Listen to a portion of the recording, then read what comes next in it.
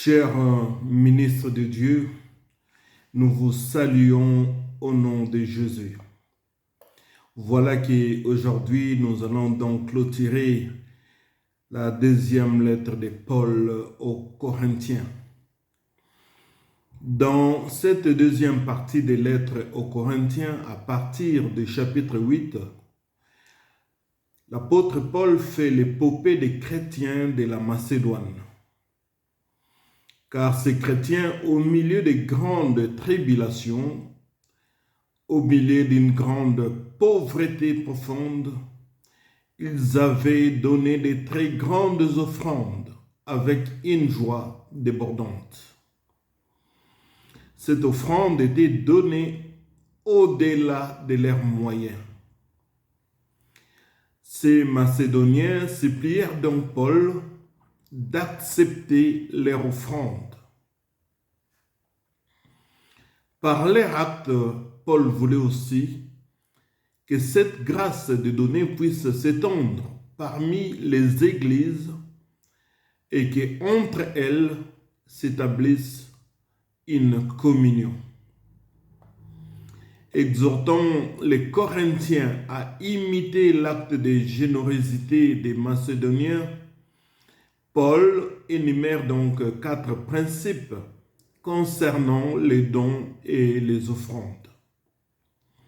Il dit, les dons et offrandes doivent être 1. Volontaires, 2. Proportionnels, c'est-à-dire selon les moyens de chacun, 3. Systématiques, au-delà de nos attentes, et 4. Des sources non douteuses. Car au préalable, ces Macédoniens se sont donnés eux-mêmes à Christ premièrement, puis ensuite aux apôtres, et enfin ils ont donné leur offrande. Sur les différentes accusations portées contre Paul, à savoir, il a des prédications méprisables, son état physique ne vaut pas le poids par rapport à ses lettres, il n'est pas recommandable, etc. Paul réplique avec une argumentation irréfutable sur 5 points. 1. Il déclare qu'il n'a pas à se comparer à ces docteurs qui venaient avec des lettres de recommandation à l'église de Corinthe, selon chapitre 10, le verset 12. 2. Paul estime qu'il n'a pas été inférieur à ces soi-disant apôtres par excellence dans le domaine de la connaissance, selon le chapitre 11, le verset 5. 3. Paul sait qu'un chrétien ne doit pas se glorifier.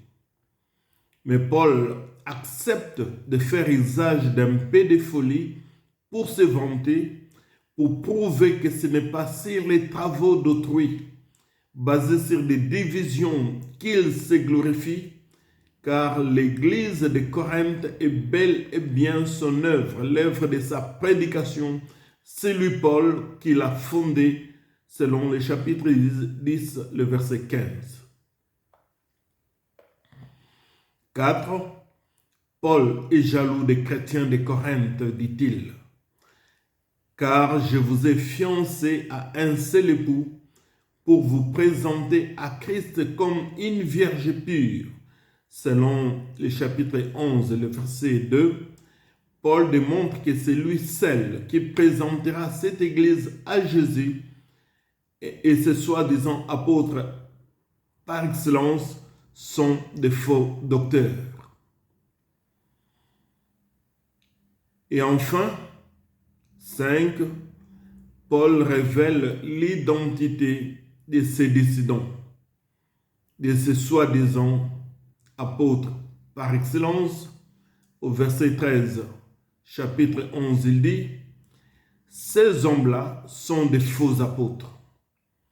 des ouvriers trompeurs, déguisés en apôtres de Christ.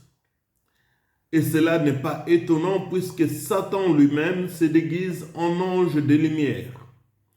Il n'est donc pas étrange que ces ministres aussi se déguisent en ministres de justice.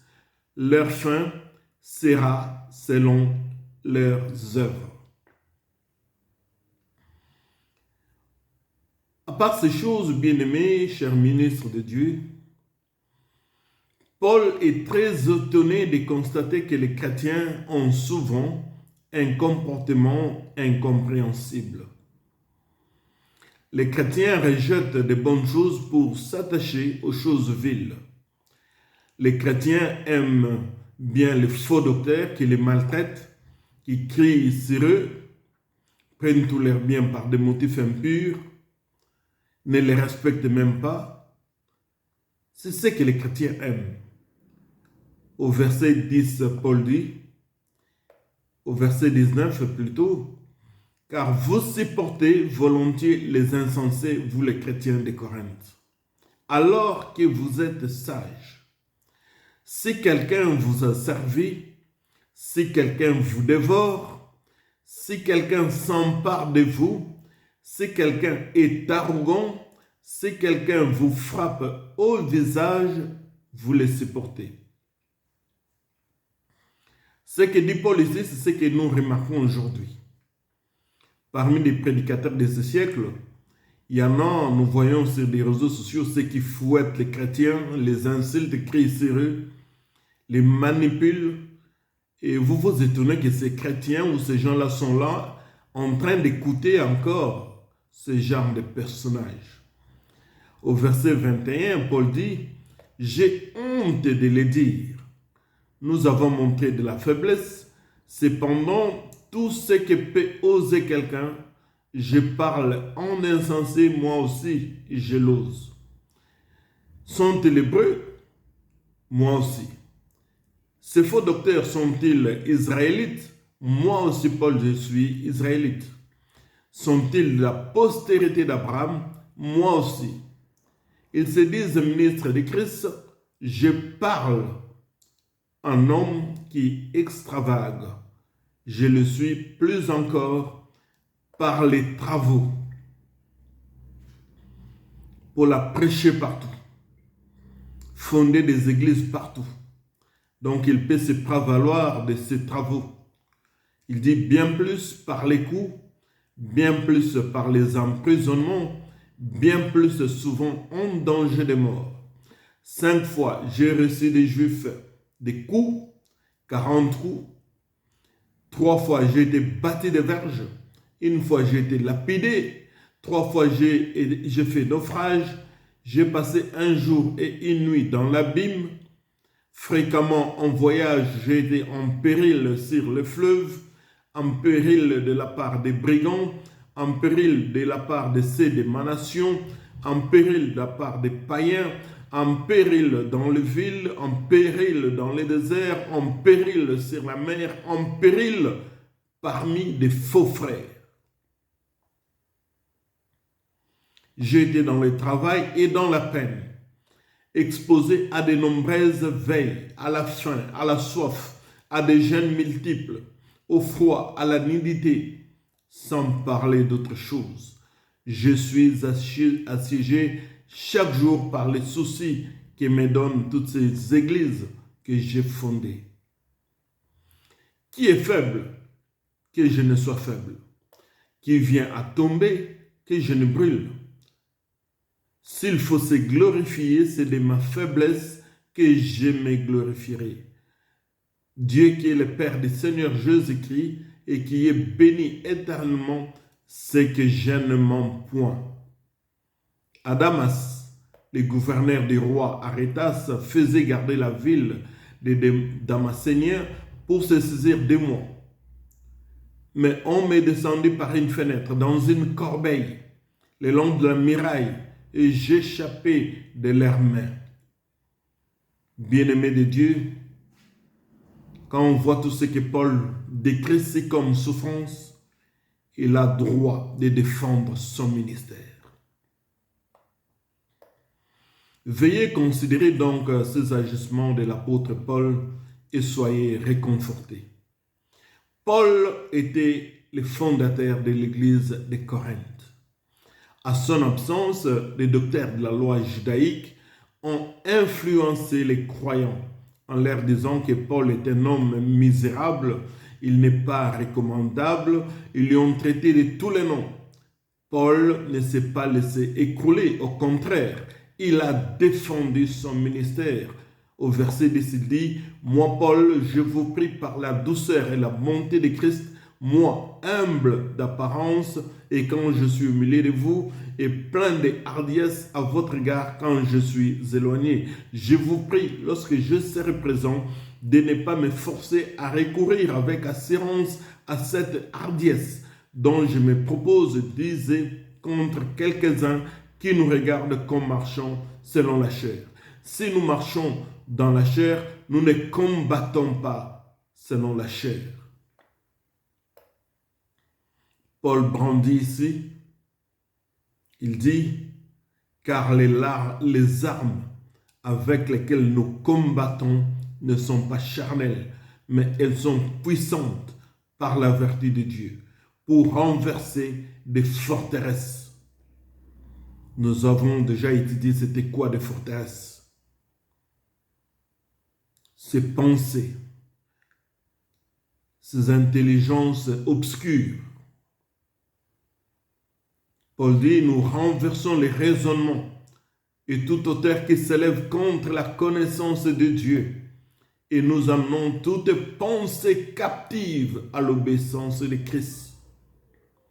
Paul a démontré ici à Corinthe, au milieu des faux apôtres, des docteurs judaïques, Paul ne s'est pas laissé ébranler.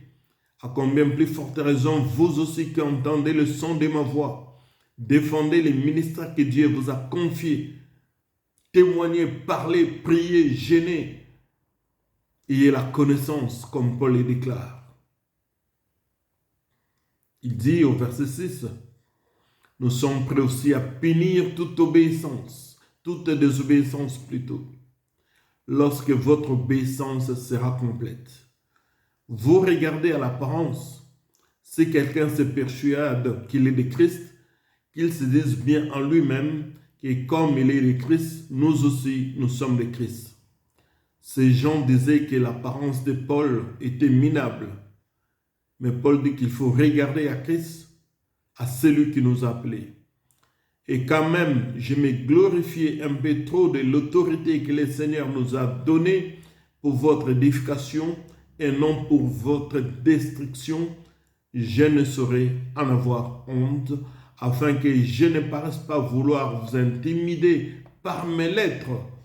Car, dit-on, ces lettres sont sévères et fortes, mais présent en personne, il est faible.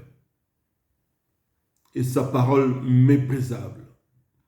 Que celui qui parle de la sorte considère que tel nous sommes en parole dans nos lettres étant absents, tel aussi nous sommes dans nos actes étant présents. Peuple de Dieu, bien-aimé dans le Seigneur, les ministères, vous l'avez reçu de Dieu. Vous avez reçu l'appel de Dieu. Vous n'avez pas été, vous, à la base d'une dissidence dans une église quelconque. Vous avez entendu la voix de Dieu, vous avez obéi. Nous vous encourageons donc à avancer dans cette œuvre du Seigneur. Il vient bientôt avec ses rétributions pour vous récompenser dans l'éternité.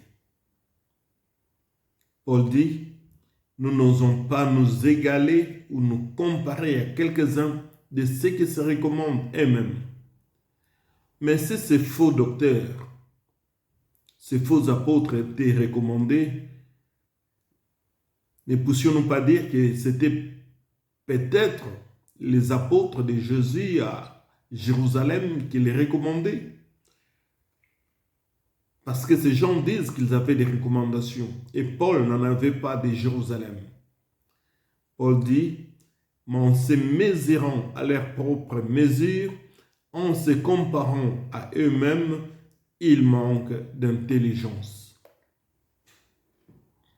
Effectivement, ces faux docteurs, ces soi-disant apôtres par excellence, ils manquaient d'intelligence parce qu'ils attaquaient Paul sur son terrain, une église qu'il avait construite. Regardez que Paul, nous clôturons donc ici l'épître aux Corinthiens. Paul, à sa conversion, il est attaqué dehors, dans les synagogues. À sa conversion, on cherche à les lapider, à les tuer, comme il est dit. Et maintenant qu'il commence à fonder lui-même les églises pour y prêcher, ces faux docteurs viennent à son absence pour l'attaquer parmi les croyants dans les églises où lui-même Paul est fondateur. Vous comprenez les ruses de l'ennemi, le diable. Ministre de Dieu, ne donnez pas la chair à tout le monde, à n'importe qui. De la même façon que ces faux docteurs sont entrés à l'église de Corinthe, de la même façon, le diable utilise aussi des faux docteurs, des faux apôtres pour amener une doctrine pernicieuse. Paul a insisté en disant: faites un bon choix des matériaux avec lesquels vous construisez, car le Seigneur viendra et donnera à chacun selon sa rétribution. Beaucoup d'œuvres passeront à travers le feu. Nous vous demandons, nous savons que vous avez reçu l'appel, mais si pendant que vous m'écoutez, vous avez été à la base d'une division dans une église, pourquoi continuer une œuvre dans laquelle sur la terre vous serez applaudis, mais dans l'éternité Dieu vous dira que vous avez combattu hors norme et que cette œuvre-là c'est quelqu'un d'autre qui emportera la couronne. Il n'est pas trop tard. Vous pouvez retourner vers cette personne où vous avez eu des contestations. Cherchez la paix. Cherchez la paix. Afin qu'il y ait rectification des tirs. Cela est possible. Si vous écoutez le son de ma voix, n'endurcissez pas vos cœurs.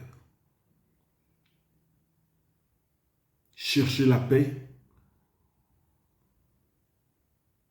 du fond de votre cœur, de votre âme. Venez de voir ce que Paul a déclaré sur ces faux apôtres, sur ces faux docteurs. Paul a dit: il y aura le tribunal de Christ. Le tribunal de Christ est différent du tribunal du jugement. Le tribunal de jugement sera pour les païens qui seront jugés et jetés dans les flammes de feu. Mais le tribunal de Christ, ce sont les chrétiens qui seront jugés pour voir si ce qu'ils ont fait dans l'œuvre de Dieu, ils ont respecté les normes. Tous auront le salut, mais tous n'auront pas la même couronne parce que certains auront marché, mais pas selon les principes du royaume des cieux, qui est de l'amour, de paix, de charité, et non des divisions, des contestations ou autre chose. Que Dieu vous bénisse et à la prochaine leçon. Ce fut un grand plaisir de vous parler. Et si vous n'avez pas suivi l'ensemble de ces cours, allez sur Maranatha School of Ministries. Vous trouverez tous ces cours. Au nom de Jésus, que Dieu vous bénisse. Ce fut une grande joie de parler avec vous. Amen.